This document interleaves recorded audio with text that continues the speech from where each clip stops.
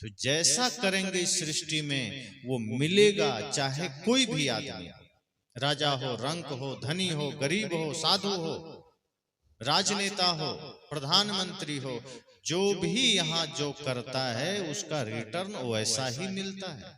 आप अपने खेत में गेहूं बोएंगे, अभी अब बोना शुरू कर देंगे आलू गेहूं, तो मार्च के बाद अप्रैल आदि में आप क्या काटेंगे? गेहूं ही काटेंगे। धान बोए थे, धान काटे। कोई आदमी कहे कि हम अभी गेहूं बो देते हैं और अप्रैल में हमको धान काटना है, संभव है? गेहूं बोएंगे तो खेत से गेहूं ही काटेंगे, धान नहीं काट सकते। अगर दरवाजे पर आपने बबूल का पेड़ बो दिया है और आप सोचेंगे कि 2-4 साल के बाद हमको बढ़िया मालदह आम खाने को मिलेगा, तो मिलेगा। अगर बबूल का पेड़ बोया है तो पैर में कांटे ही गड़ सकते हैं, फल खाने को नहीं मिलेंगे। लेकिन फल बोया है तो फल मिलेगा। तो जो आप आज करेंगे वो आपको मिलेगा। अगर आप अपने पिता के साथ कुछ कर रहे हैं गलत, वो आपके बच्चे से मिलेगा। अगर आप अपने पिता की सेवा कर रहे हैं और बच्चे को सही संस्कार दे रहे हैं, तो फिर आपकी भी बुढ़ापा सुखद हो जाएगी, दुखद नहीं रहेगी। और क्या चाहिए जीवन में? मृत्यु तो सबकी होगी, कोई यहां रहने नहीं आया है। साहब तो कहते हैं, यह संसार सराय मुसाफिर, 2 दिन रहने आया है,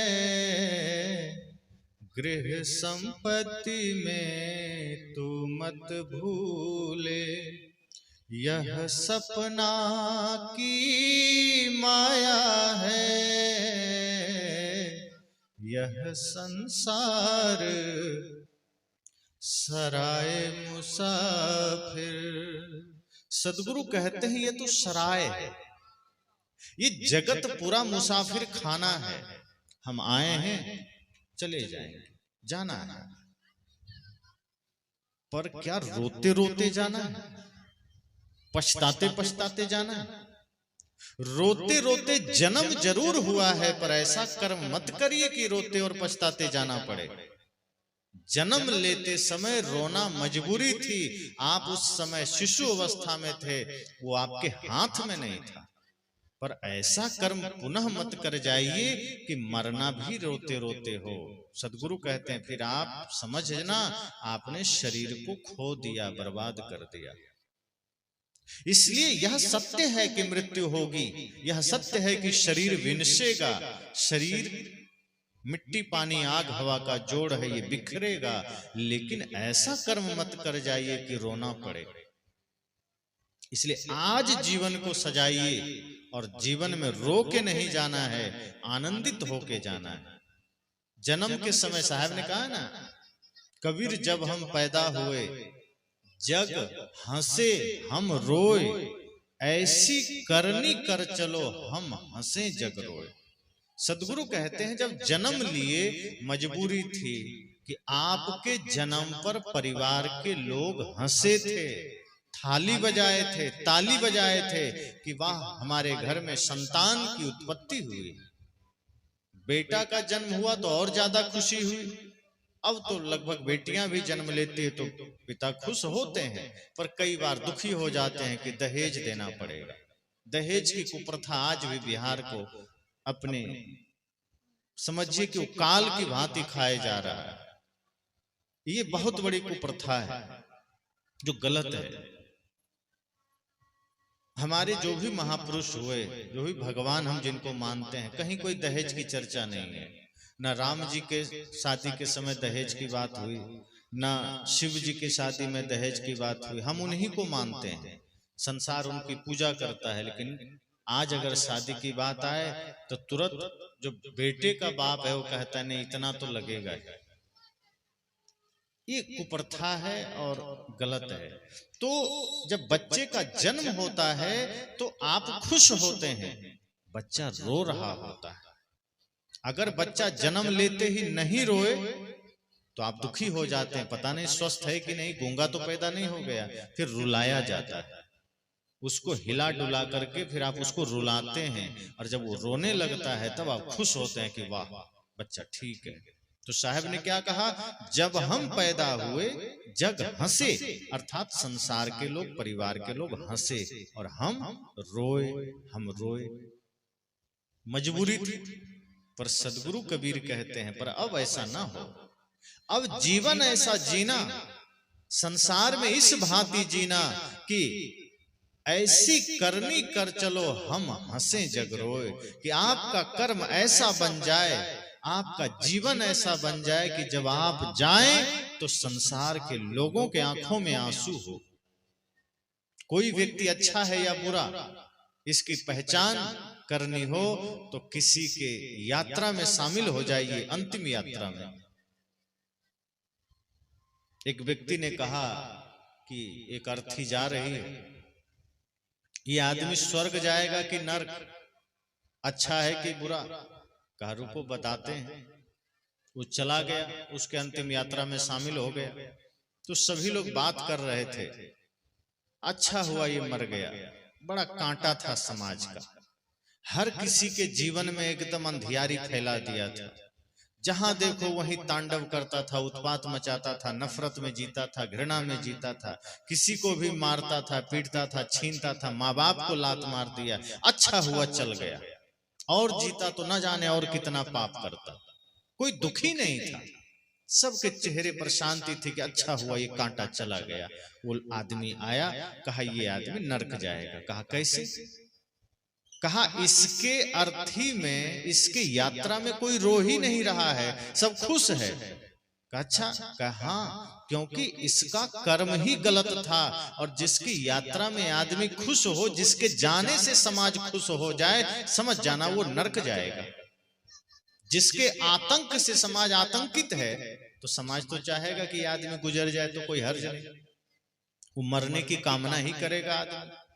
अगर हमारे जीवन में घृणा है, नफरत है, चोरी है, लालच है, दूसरे को डराने का भाव है, तो समाज भीतर भीतर यही तो चाहेगा कि अच्छा हो, ये आदमी टपक जाए। तो उस वहां लोगों ने कहा कि नरक गया होगा, क्योंकि इसका कर्म बढ़िया नहीं है, ये सताया है जीवन भर, पीड़ा दिया है लोगों को, इसके वजह से कितने लोगों के आंखों में आंसू रहे हैं, इसलिए स्वर्ग तो नहीं जा सकता। एक दूसरी अर्थी निकली, कहा ये कहां जाएगा? कहा पता करते हैं। अर्थी में शामिल हो गया, अंतिम यात्रा में गया। वहां लोग चर्चा कर रहे थे कि अच्छा आदमी था, बड़ा नेक आदमी था, हर समय दीन दुखियों के लिए खड़ा रहता था, कोई द्वार पर चला जाए किसी को निराश नहीं करता था, शुद्ध वैष्णव जीवन था, पवित्र जीवन था, दीन दुखियों पर सेवा, दीन दुखियों पर करुणा, लाचार की सेवा, माता पिता गुरु का सम्मान, राष्ट्र भक्ति, और हर समय समाज के लिए जीता था। ये चला गया तो समझो समाज डूब गया, समाज टूट गया, परिवार टूट गया, बड़ा दुख है, सबके आंखों में आंसू हैं, सबका चेहरा उदास है। वो आया, कहा ये स्वर्ग गया होगा।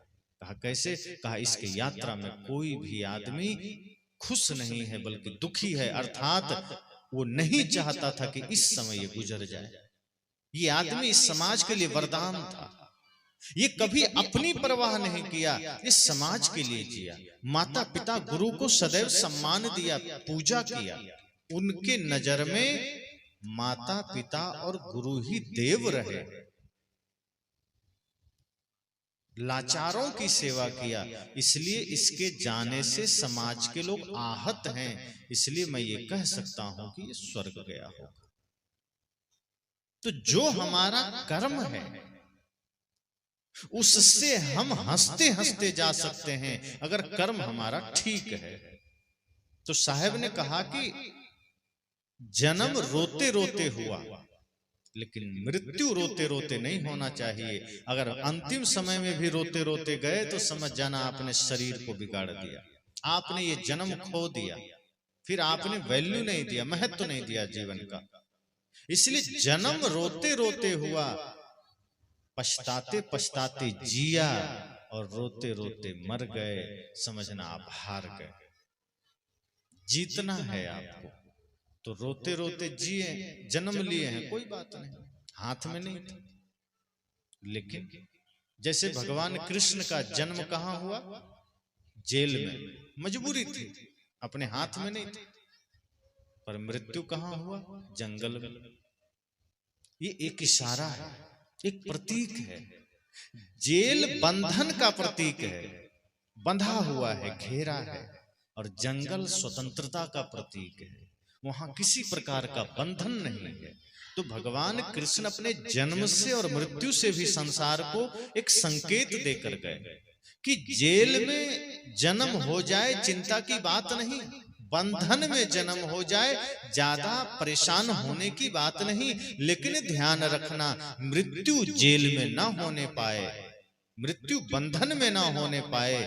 जन्म जेल में हो जाए चिंता मत करना, लेकिन कोशिश करिए मृत्यु जंगल में हो, अर्थात सारे बंधन काट करके, सारे वासनाओं का त्याग करके, ज्ञान भक्ति वैराग्य जीवन में धारण करके और पूर्ण स्वतंत्रता के साथ, पूर्ण आनंद के साथ मृत्यु हो।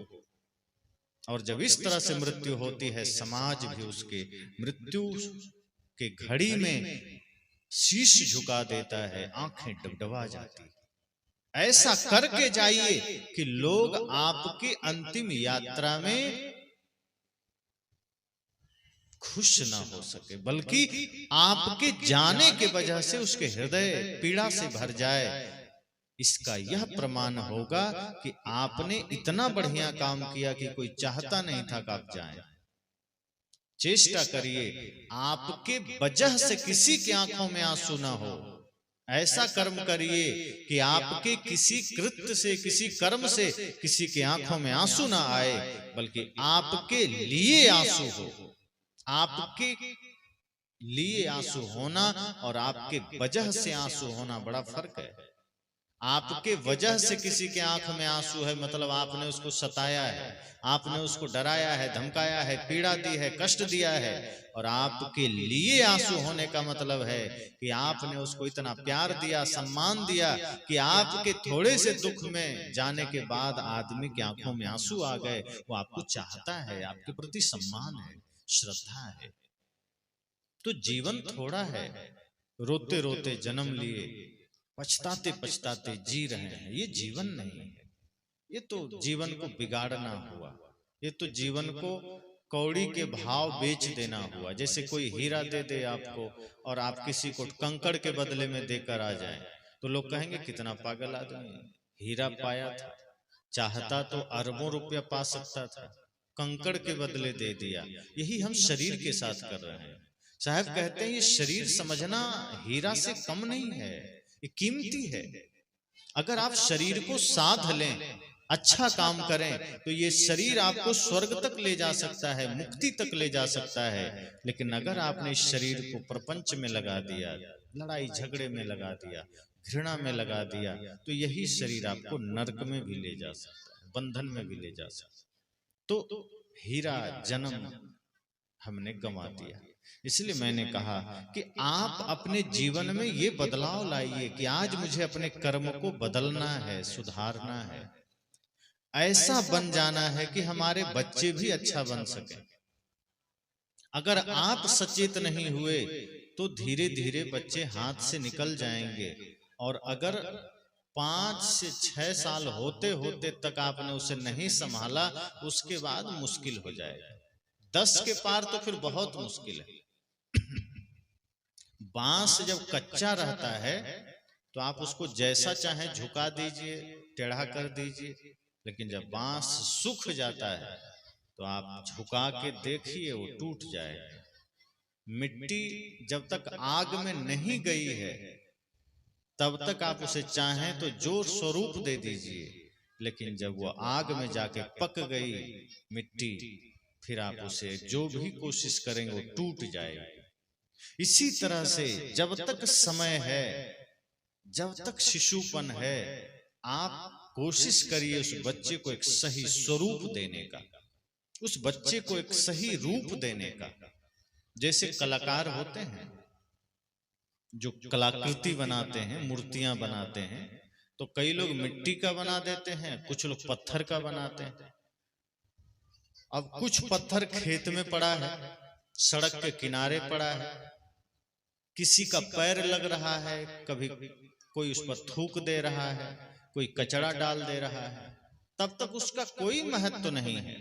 लेकिन एक कलाकार के नजर में आते ही पत्थर को ले गया घर, धोया मांजा, छेनी हथौड़ी चलाया और उस पत्थर को रूप दे दिया हनुमान जी का, गणेश जी का, कृष्ण जी का। अब कल तक जो पत्थर गलियों में पड़ा हुआ, सड़कों में पड़ा हुआ, पैर से ठोकरें खा रहा था, तमाम गंदगी सह रहा था, आज जैसे ही एक अच्छे कलाकार की दृष्टि पड़ी, उसने छेनी हथौड़ी उस पर चलाया और उस पत्थर ने छेनी हथौड़ी का चोट भी सहा। मना नहीं किया कि मुझ पर छेनी क्यों चला रहे, छेनी हथौड़ी का चोट सहा। कुछ देर में, कुछ दिन में वही पत्थर जो कल तक सिर्फ पत्थर था, कचड़ा था, बढ़िया स्वरूप में मूर्ति बन गया, गणेश जी का, हनुमान जी का, राम जी का। अब वो कहाँ स्थापित हो गया? मंदिर में। और अब वही आदमी जिसने उसको बनाया, वही समाज के लोग वहां जाकर के शीश झुका रहे हैं, त्वमेव माता च पिता तमेव बंधुश्च सखा, कि तुम ही देवता हो, माता हो, पिता हो, बंधु हो, सखा हो। अब देखिए, एक कलाकार की दृष्टि में वो पत्थर आया, वो कीमती बन गया, पूजनीय हो गया। कलाकार ने उसको सही रूप दे दिया। आप भी अगर अपने बच्चों पर अपने संस्कारों का, शुभ संस्कारों का, शिष्टाचार का, मर्यादा का, राष्ट्रभक्ति का रूप चढ़ा दिया, तो आपके वही बच्चे जो कोई पूछते तक नहीं है, अगर आपने ऐसा संस्कार उसमें दे दिया, तो कल वही बच्चे समाज में पूजनीय हो जाएंगे, अग्रगणी हो जाएंगे, लोग उसको मानने लगेंगे। ऐसा नहीं है कि कोई भी गर्भ से महान बनकर आता है। हाँ, कुछ संस्कार लेकर आते हैं, कुछ पुराने शुभ संस्कार जीवन में होते हैं जिससे फर्क पड़ता है, लेकिन यहाँ सब कुछ करना पड़ता है। आपके भाग्य में मान लीजिए भोजन लिखा है, आपके सामने किसी ने थाली लाके रख दिया, लेकिन आपको हाथ तो चलाना पड़ेगा, मुख चलाना पड़ेगा। अब कोई लाके रख दिया तो पेट में अपने तो नहीं जाएगा, आपके भाग्य में है, ठीक है, भोजन, बढ़िया भोजन आपके भाग्य में है, बढ़िया सब कुछ आपके भाग्य में है, लेकिन अगर आप इस वक्त, इस जन्म में थोड़ा सा भी श्रम नहीं करेंगे, थोड़ा भी मेहनत नहीं करेंगे, वो भोजन पेट में नहीं जाएगा। इसी तरह से अगर किसी बच्चे के संस्कार बढ़िया हैं, पूर्व का कुछ बढ़िया संस्कार लेकर आया है, लेकिन यदि इस जन्म में माता पिता या गुरु उसको सही रास्ता नहीं दिखाए, तो वो संस्कार सोए रह जाएंगे, कोई बदलाव जल्दी नहीं आएगा। इसलिए आज ये जरूरी है कि आप अपने जीवन को भी साधिए और अपने बच्चे को भी सुंदर संस्कार दीजिए। अगर आपने अपने बच्चे को सही संस्कार देना शुरू कर दिया, तो आपके बच्चे भी आपका नाम तो रोशन करेंगे ही, समाज कल्याण में सहायक भी बनेंगे। फिर ये जो समस्याएं हैं देश में, समाज में, वो बहुत हद तक कम हो जाएंगे। आज बच्चों को सही संस्कार न देने के वजह से बहुत जगह बहुत सी दुर्घटनाएं होती है, चोरी की, व्यभिचार की, नशा की, जुआ की, उसमें बहुत से आज देश के युवा शामिल होते हैं, और ये बहुत दुर्भाग्य की बात है। ऐसा संस्कार अपने बच्चे को दीजिए कि आपका बच्चा समाज का रक्षक बन सके। अगर आपके ही गांव की, आपके ही समाज की कोई बेटियां कभी सड़क में चल रही हो, तो आपके बच्चे में वो संस्कार हो कि वो ये समझे कि मेरी ही बहन जा रही है, और एक समाज की बेटी को ये घबराहट मन में ना हो कि हम कैसे जाएं, यहाँ तो बड़े भूखे लोग खड़े हैं। अपने समाज के बच्चों को वो संस्कार दीजिए कि आपके ही समाज के बेटियों को ये साहस रहे, ये स्वाभिमान रहे कि हमारे ही समाज के इतने सारे भाई खड़े हैं, हमें डरने की कोई जरूरत नहीं। लेकिन दुर्भाग्य आज इस देश का है कि जिन बहनों को यह भाव होना चाहिए कि मेरे भाई खड़े हैं, हमें डरना नहीं है, उन्हीं लोगों से उनको डर है कि कहीं किसी की गलत दृष्टि पड़ जाए और हमारा जीवन बर्बाद ना हो जाए। क्यों है ऐसा? क्योंकि संस्कार नहीं दिया गया।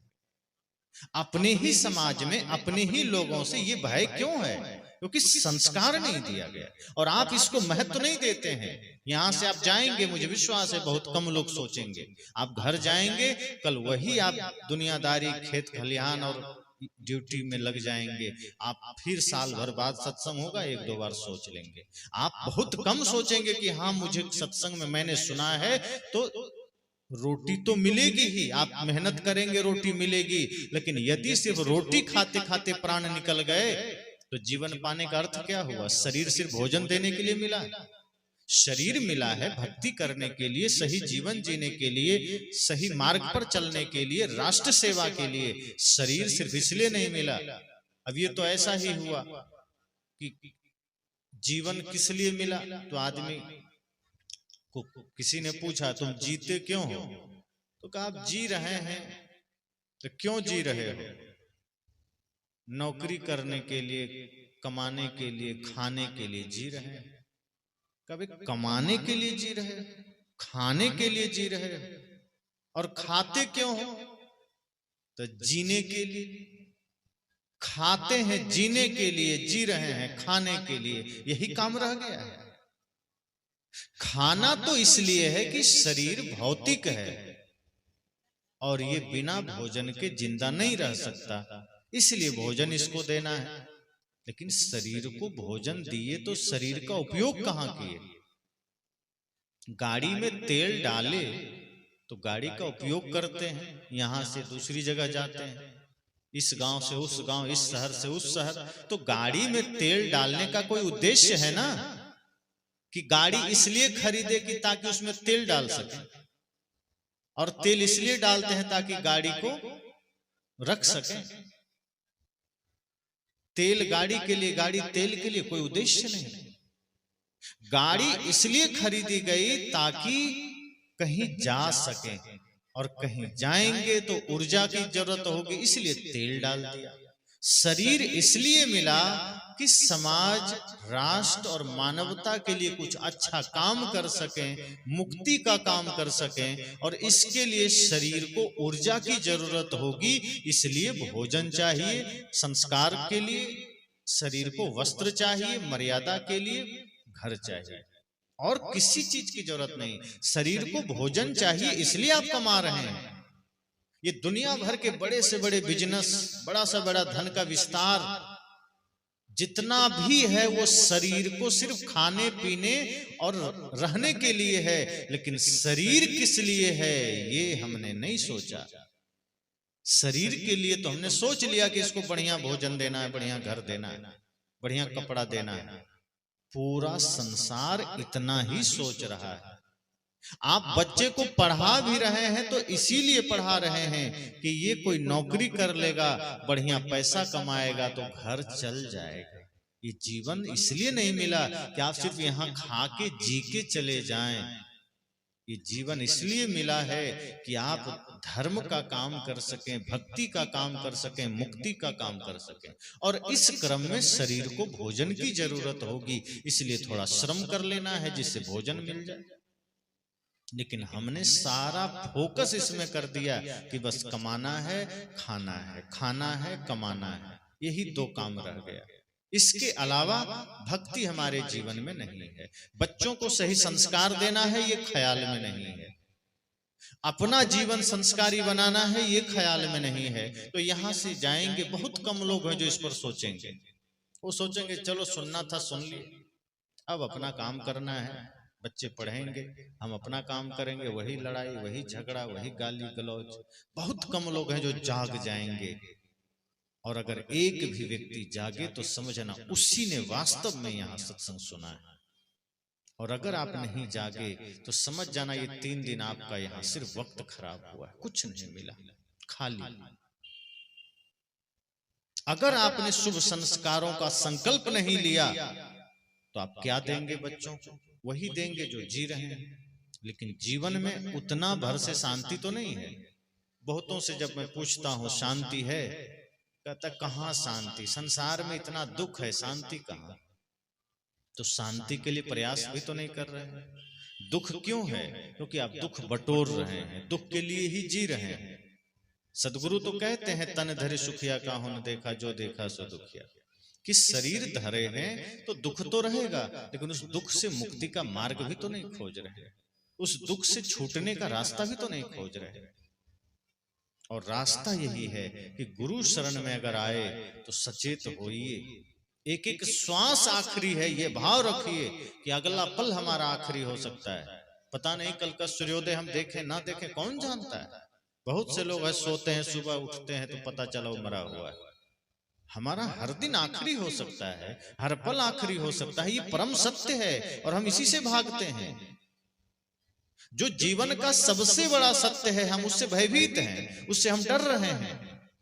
जिसको हर पल याद रखना है कि इस जीवन में, इस संसार में सब कुछ सत्य है, लेकिन एक सत्य यह है कि मृत्यु होगी। हमारा संबंध झूठा है संसार से, हमारे साथ जो रिश्ते नाते हैं ये सपने के समान है, लेकिन सत्य यह है कि इतने सब के बाद भी हमको कभी भी जाना पड़ सकता है।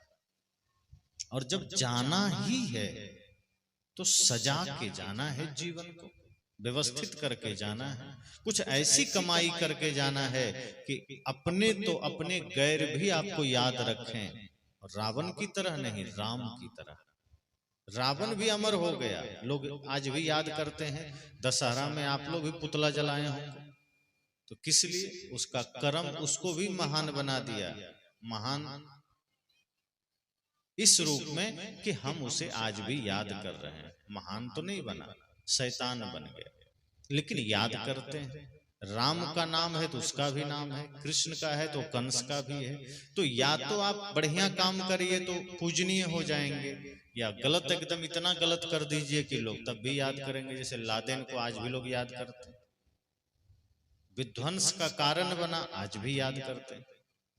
कसाब को याद करते हैं। इसलिए जीवन को बनाइए, सजाइए और वही संस्कार बच्चों को दीजिए। कोशिश करिए आपके बच्चे में राष्ट्र भक्ति का भाव जगे। कोशिश करिए छोटे छोटे बच्चे भारत के भविष्य हैं, इसमें श्रवण कुमार की भक्ति उतरे। सिर्फ कांवर लेकर बैजनाथ धाम ही मत दौड़िए, कोशिश करिए कि बच्चों में वो संस्कार दें कि वो बच्चे आपको ही जगत पिता महादेव और जगत जननी दुर्गा मान सके, ताकि आपकी सेवा हो सके। अगर आप चाहते हैं आपको बुढ़ापे में सुख मिले तो बच्चों में संस्कार देना शुरू कर दीजिए, घर का माहौल बदल दीजिए। सुबह उठिए, आजकल तो जमाना आ गया आदमी रात में देर तक सोता है, देर तक मतलब 12 बजे 1 बजे 2 बजे, और उतने समय तक कोई सत्संग नहीं चलता है, सिर्फ प्रपंच चलता है, या मोबाइल में या आपस में या टीवी में, और लेट आदमी सोता है, खाता भी लेट है, सोता भी लेट। अब जब आप देर से सोएंगे 12 बजे 1 बजे, तो नींद सुबह कब खुलेगी? 7 बजे 8 बजे 9 बजे। बहुत से बच्चे तो 10-10 बजे जगते हैं। जिस दिन उसको कोचिंग जाना हो तो जैसे तैसे करके उठ जाएगा 6-7 बजे, लेकिन पता चल गया कि आज रविवार है तो 10 बजे से पहले उन्हें उठता है। इसका मतलब वो इसलिए नहीं उठता है कि उसको स्वस्थ रहना है, कोचिंग जाना है, इसलिए उठ गया। तो ऐसा परिवर्तन लाइए अपने जीवन में कि आप समय से सो जाइए, और जब समय से सोएंगे तो सुबह आप ब्रह्म मुहूर्त में जग सकते हैं, और जब आप जगेंगे तो आपके बच्चे भी जगेंगे। और सुबह से ही उसको पूरा दैनिकचर्या इतना बढ़िया बना दीजिए, सबको सुबह हल्का गुनगुना पानी पीजिए, पिलाइए, ताकि पेट भी साफ स्वस्थ रहे। फिर सब शौच आदि से निवृत्त होकर के स्नान आदि कर लीजिए, और कुछ देर बैठिए सुबह आंखें बंद करके। स्नान के बाद अपने किसी भी जिन भी गुरु को आप मानते हैं, इष्ट को मानते हैं, एक दीप जला लीजिए और संकल्प लीजिए कि आज का यह सुबह का प्यारा सा सवेरा हमें देखने को मिला। हम संकल्प लेते हैं कि आज का हमारा पूरा दिन प्रेममय बीते, भक्तिमय बीते, दूसरे की सेवा में बीते, माता पिता गुरु की सेवा में बीते। अपना काम भी करेंगे, धन भी अर्जन करेंगे, लेकिन कोई भी गलती नहीं करेंगे। यह संकल्प के साथ जीवन की शुरुआत करिए, बच्चों को भी कराइए। आप देखेंगे वो दिन आपके लिए अमृत बन जाएगा। फिर शाम हो, फिर हाथ पांव धोइए, पुनः वहां बैठ जाइए, फिर दिए जलाइए, पुनः संकल्प लीजिए। जब इस तरह धीरे धीरे आप घर का वातावरण बदलेंगे, समय से सोएंगे, जगेंगे, तो बच्चों में वो भावना जगेगी, धीरे धीरे उसके संस्कार बदलेंगे, और जो तमाम तरह के रोग आ जा रहे हैं उससे भी मुक्ति मिलेगी। अगर आप समय से सोएंगे, जगेंगे, बढ़िया खान पान करेंगे, तो बच्चे भी स्वस्थ होंगे, आप भी स्वस्थ होंगे, योग भी करेंगे, प्राणायाम करेंगे, और मन स्वस्थ होगा। तो इस तरह से आप जीवन में बदलाव ला सकते हैं। इस सत्संग सिर्फ इतना मत सोचिए कि हाँ बस सुन लिया, कुछ लोगों ने व्यवस्था कर दिया, काम हो गया। आप अपने लिए आए हैं, अपने जीवन के समाधान के लिए आए हैं। अगर आप यहां आए तो समझना ये आपका लाभ है। जैसे बाहर कहीं डीलर राशन बांटता है, पहले तेल भी बांटते थे, अब मान लीजिए चीनी आदि गेहूं चावल बांटते हैं, तो उसमें आपका फायदा है, आप कुछ लेने जा रहे हैं। सत्संग में भी ज्ञान अगर मिल रहा है, जीवन को बदलने का सूत्र मिल रहा है, तो समझना इसमें आपका बहुत बड़ा फायदा है। बाहर का बाजार तो हर जगह मिल जाएगा, चप्पल, जूता, कपड़े लत्ते, सब्जी आदि खरीदने के लिए तमाम दुकान मिल जाएंगे, दुनिया का सामान मिल जाएगा बाहर आपको, लेकिन शांति, सुख किसी दुकान में नहीं मिलेगा। आप चले जाइए किसी दुकान में और दुकानदार से कहिए भैया थोड़ा 100 रुपया का शांति दे दो, तो दुकानदार आपको क्या कहेगा, दे रहे हैं। वो कहेगा 100 रुपया तो छोड़िए, लाख रुपया में भी शांति नहीं मिलेगा। क्यों? हमारे पास ही नहीं है, तो हम कहां से देंगे? हम खुद दुकान चला रहे हैं, पैसा है, हमारे जीवन में शांति नहीं है। तो शांति बाजारों में नहीं मिलेगा। आपके पास खूब बढ़िया घर है, धन है, और शांति नहीं है, तो क्या सुखी हैं आप? नहीं है। सुखी होने का मंत्र धन नहीं है, सुखी होने का मंत्र आपके भीतर की संतुष्टि है, पवित्रता है, निर्मलता है, और वो सत्संग से आएगी। और वो जब आपके जीवन में आएगी, वही आप बच्चों को देंगे, और देना चाहिए।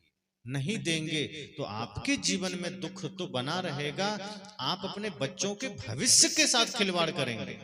अगर कोई माता पिता अपने बच्चों के सामने लड़ाई करते हैं, तो समझ जाइए आप उसके भविष्य को बिगाड़ रहे हैं, क्योंकि वो सीखेंगे लड़ाई। अगर आप अपने बच्चों के सामने किसी को गाली देते हैं, तो इसका मतलब है कि आप बच्चे से प्रेम नहीं करते, आप उसे गाली सिखा रहे हैं।